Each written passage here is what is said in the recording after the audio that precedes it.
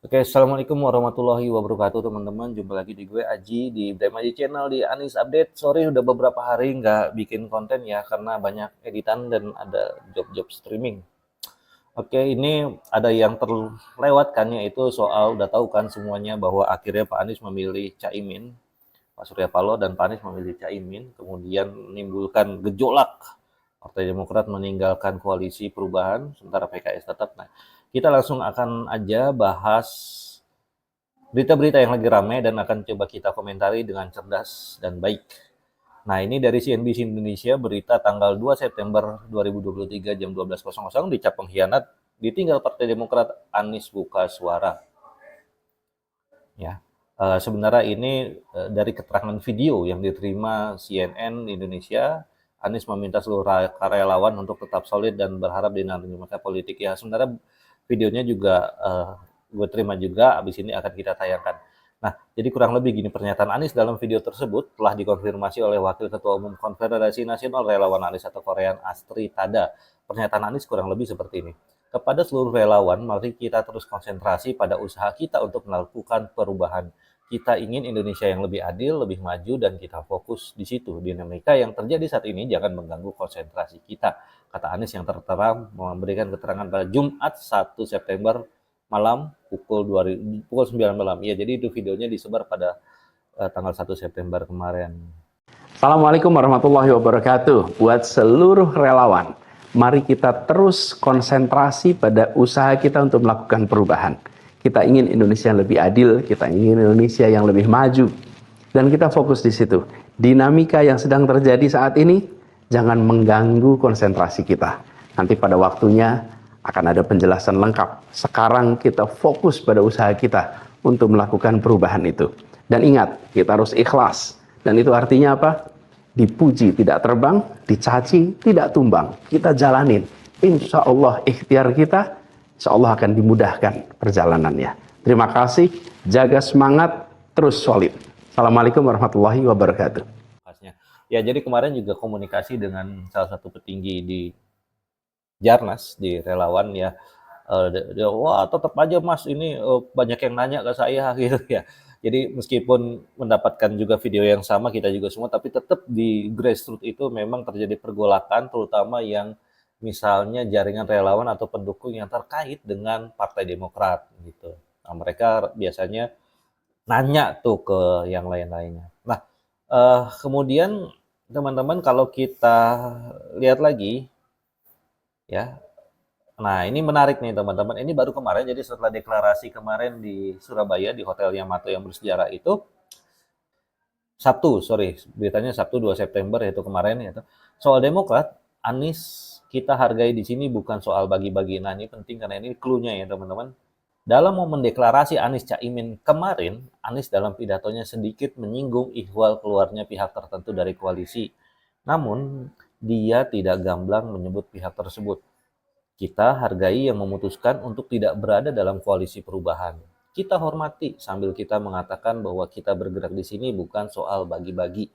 Kita bergerak di sini tentang bagaimana Indonesia lebih baik, ujar Anies itu ketika deklarasi. Nah, kami dengar sebetulnya Anda sudah berusaha berkomunikasi dengan Mas AHY tapi tidak diberikan waktu. Tapi dengan PKS Anda sudah bertemu dengan Presiden PKS dan juga Ketua Majelis Suro PKS. Anda mungkin bisa jelaskan pertama kali di sini. Itu betul semua. Jadi udah nggak usah dijawab lagi, udah jelas itu udah betul. Nggak, berarti benar, udah meminta waktu ke Mas AHY tapi tidak diberikan. Betul. Oke, tapi kenapa kemudian ada komunikasi yang buntu gitu? Ya, nanti kita jelaskan pada waktunya. Okay. Biar hari ini kita mensyukuri, kita menengok ke depan bahwa apa yang terjadi hari ini adalah untuk Indonesia yang lebih baik. Kita ingin agar koalisi ini bisa mewujudkan mimpi rakyat Indonesia. Ya, kemarin ada dinamika. Nanti pada waktunya kita akan ceritakan secara runtut. Tapi kami melihat penting bagi kita semua untuk fokus bahwa ini bukan soal siapa duduk di mana. Ini adalah soal Indonesia ingin kebutuhan pokoknya lebih terjangkau. Oke, nah teman-teman kalau kita ada beberapa data ya yang menarik adalah bahwa perolehan suara partai di Jawa Timur pada pemilu 2019 lalu PDIP itu mendapatkan 4.319 suara 666, kemudian Di nomor 2 itu PKB 4.198.551. Nomor 3 Gerindra, nomor 4 Golkar, nomor 5 Nasdem, nomor 6 Demokrat. Ya, jadi kalau kita lihat PKS bahkan nomor 9. Jadi di Jawa Timur itu ketika PKB nomor 2, nah ini menjadi sesuatu. Pasti ada pertimbangannya kenapa akhirnya bersanding dengan PKB. Dan ini adalah soal pemilu, teman-teman. Soal bagaimana memenangkan kontestasi di Pilpres 2024. Pilpresung tepatnya ya. Ini teman-teman yang pendukung kembali ke UUD 45 biasanya mengkritik soal Pilpresung. Tapi ya masing-masing punya jalannya sendiri-sendiri. Nah, jadi karena PKB itu 4.198.000 dan dia nomor 2 setelah PDIP, ya jadi menjadi sangat rasional. Karena Jawa adalah kunci. Jadi siapa yang bisa menguasai Jawa, nah itu biasanya yang bisa memenangi pertarungan ini. Nah, kan sulit untuk, atau mungkin bisa dibilang nggak mungkin, karena PDIP sudah mencapreskan Pak Ganjar gitu. Jadi koalisi yang paling mungkin dan paling rasional adalah dengan PKB dibandingkan Demokrat yang perolehan suaranya nomor 6 di Jawa Timur. Demokrat sendiri memperoleh 1.841.145 suara. Nah, menarik ya teman-teman, karena Anies juga dalam tanda kutip ada sebut-sebut pengkhianatan. Wah, dicap pengkhianat. Nah, ini siapa sih yang mencap pengkhianat itu? Tapi itu nggak usah ya, teman-teman pasti sudah semua baca beritanya. Nah, ini menarik ya.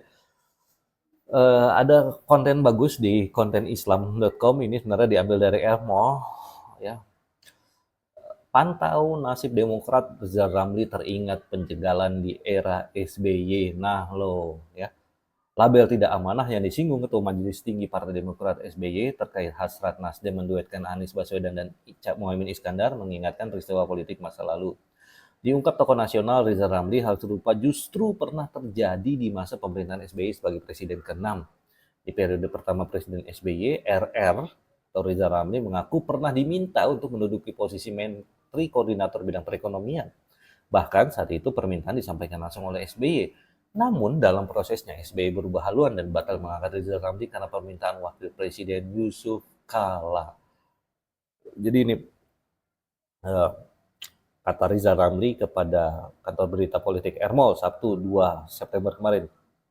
Jadi ingat, SBY membujuk dan tanda tangan kesepakatan pengangkatan RR sebagai Menko Equin di Cikeas dibatalkan karena bujukan Yusuf Kala, ujar RR. Nah, jadi secara tersirat mantan Menteri Equin era Presiden Gus Dur ini pun memandang kondisi Demokrat saat ini yang merasa dijegal Nasdem dengan mendorong Anies dan Caimin mirip dengan perlakuan terhadap dirinya. Kemudian RR mengatakan what goes around comes around. Apa yang terjadi terjadilah, singkat RR ya. Jadi menarik. Nah, bicara soal pengkhianatan, kalau kita klik di Google dan kata kunci pengkhianatan seperti teman-teman lihat nih ya, gue lagi coba-coba iseng Google. Nah, loh kok ini ternyata ada beritanya Prabowo semua. Prabowo sebut aroma pengkhianatan banyak tercium. Ada apa? Prabowo akhir-akhir ini memang syarat aroma pengkhianatan. Prabowo Subianto akhir-akhir ini memang syarat, waduh. Nasdem usung Anies Caimin Demokrat pengkhianatan, semangat perubahan. Nah, bla bla bla bla ya. Oke. Nah, apa sih yang dimaksud Pak Prabowo dengan itu? Nah, di CNBC Indonesia ini berita pada 2 September 2023, Prabowo sebut aroma pengkhianatan banyak tercium. Ada apa?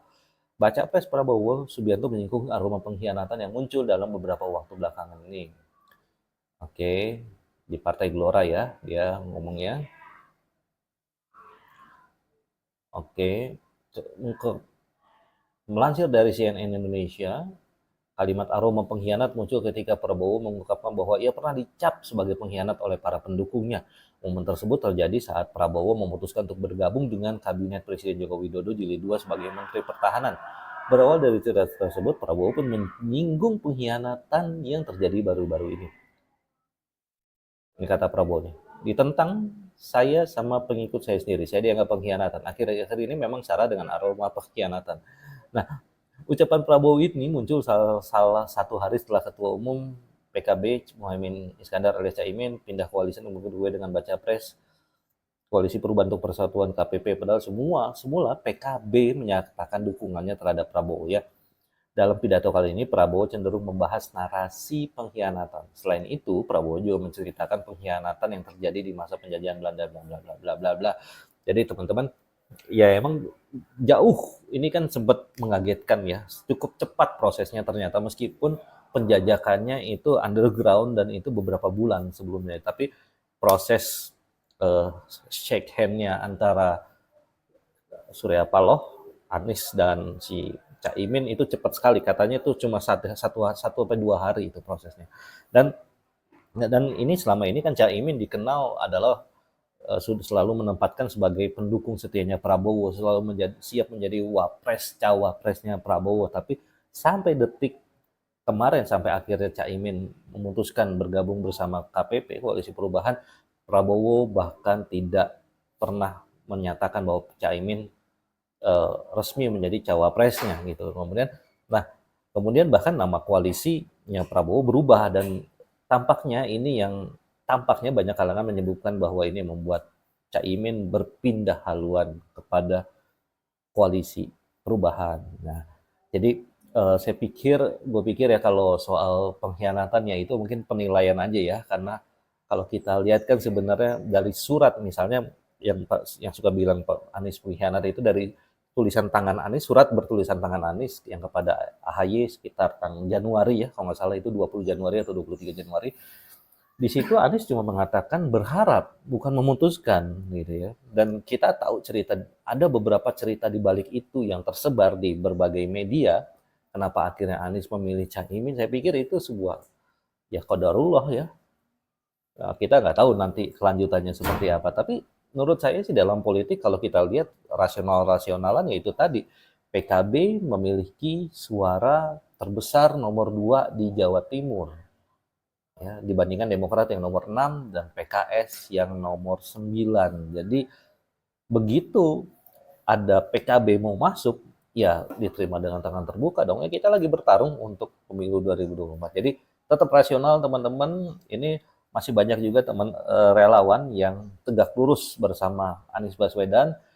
Jadi ingat salah satu yang dikatakan oleh petinggi di Sekber ABW misalnya Bang Laude Bashir, jadi apapun makannya minumnya adalah teh botol. Jadi apapun siapapun capresnya tetap Anies Baswedan. Jadi ini temen gue ngomong. Tadi dulu, abis itu kita ngomong. Nah, tapi jadinya teman-teman tapi ada yang bilang, jadi ada info-info lain lah dari jaringan gue yang lain.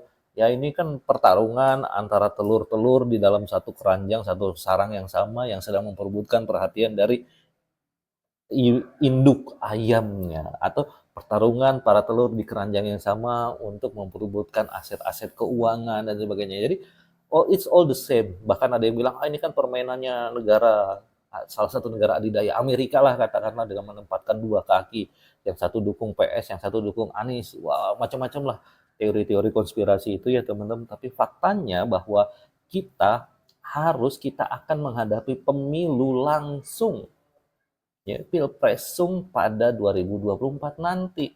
Kembali ke UUD 45, iya gue setuju ya, tapi ya mungkin setelah pilpresum ya. Gitu.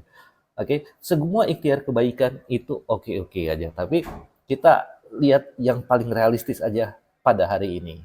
Oke teman-teman, semoga bermanfaat. Billahi taufiq wal hidayah. Wassalamualaikum warahmatullahi wabarakatuh.